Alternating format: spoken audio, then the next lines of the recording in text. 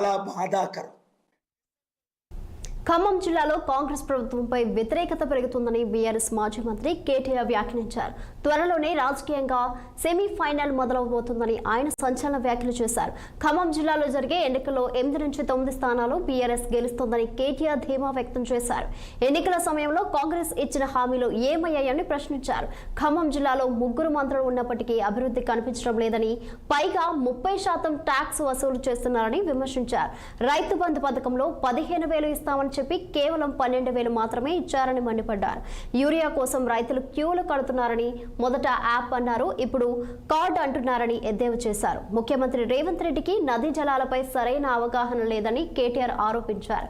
కేసీఆర్ అప్పులు చేసి సంక్షేమానికి పెట్టుబడి పెట్టారని, కానీ మీలా దోచుకోలేదని కేటీఆర్ విరుచుకుపడ్డారు. మా తమ్ముళ్ళు 30% అని పట్టుకున్నారు. అది ఎవరి గురించో మీకు తెలుసు. ఒక మంత్రి కాదు, మీ జిల్లాలో అందరు మంత్రులు 30% నడిపిస్తున్నారు. బీ ట్యాక్స్ 30%, ఇక్కడ పక్కన పీ ట్యాక్స్ బాంబులేటి మంత్రి గారికి ఆయన ట్యాక్స్ కూడా 30%.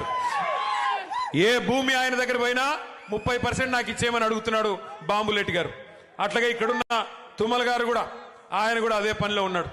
ఎవరికి వాళ్ళు ముగ్గురు ఇవాళ ఏ ఒక్కరు కూడా జిల్లాకి పనికొచ్చే ఒక్క పని కూడా చేయడం లేదు.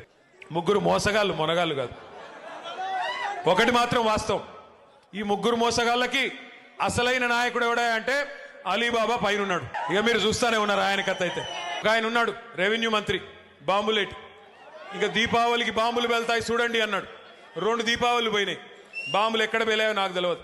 ఈయన గారు పోయి మాత్రం అదాని కాళ్ళు పట్టుకొని, మోడీ కాళ్ళు పట్టుకొని, ఆయన ఇంటి మీద ఈడీ రైడ్ అయితే మాత్రం కాళ్ళు పట్టుకొని మీ బీజేపీలో చేరుతాను, దండం పెడతాను, నా మీద కేసు పెట్టకండి అని చెప్పి సిగ్గు లేకుండా బీజేపీకి మోకరిల్లి ఇవాళ కేసు మాఫీ చేయించుకుంటా ఉన్నాడు. ఇక ఇక్కడ ఖమ్మంలో ఇంకో మంత్రి గారు, ఆయన మన కార్పొరేటర్లు ఇల్లు బిజీగా తిరుగుతూ ఉన్నాడు. కార్పొరేటర్ల ఇంటి చుట్టూ తిరుగుతూ ఇవాళ నేను ఇక్కడికి వస్తున్నా అంటే ఒక 3 కార్పొరేటర్లు వేసుకొని పోయి రేవంత్ రెడ్డి కాడ కూర్చోబెట్టిండట. ఒకటి మాత్రం నేను పక్కాగా చెప్తున్నా, మంత్రి గారు, ప్రజలు అనుకుంటే మీరు ఎంతమందిని ఎత్తుకొని పోయినా నువ్వు పీకేదేమి ఉండదు. ప్రజలు అనుకుంటే పెద్ద వాళ్ళని ఇంటికి పంపించారు, నువ్వు ఎంతమంది నన్ను ఎత్తుకొని పో, పర్లేదు, బంగారం లాంటి కొత్త వాళ్ళని తయారు చేసుకుంటాం, కొత్త యువతకి అవకాశం ఇవ్వాలని చెప్పి కూడా నేను పువ్వాడ అజయ్ గారిని కోరుతా ఉన్నా.